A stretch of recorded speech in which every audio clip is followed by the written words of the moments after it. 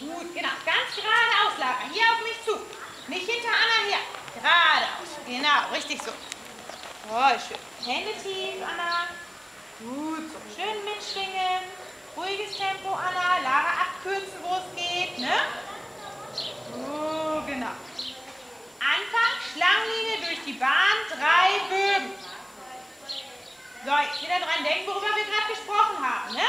Von Punkt zu Punkt und die Stellung und Biegung beachten. Jetzt schon hingucken, überblicken, wohin will ich reiten? So, geradeaus und jetzt an Linksstellung denken. Lara auch, links durchkommen jetzt, linker Schenkel, linker Schenkel.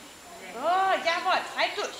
Lass ihn nicht weg, äußere Hand, innerer Schenkel, diagonale Hilfengebung, ne? Und jetzt wieder an Rechtsstellung denken. Rechts, rechts, rechts. Genau, gut so. Durch die ganze Bahn weg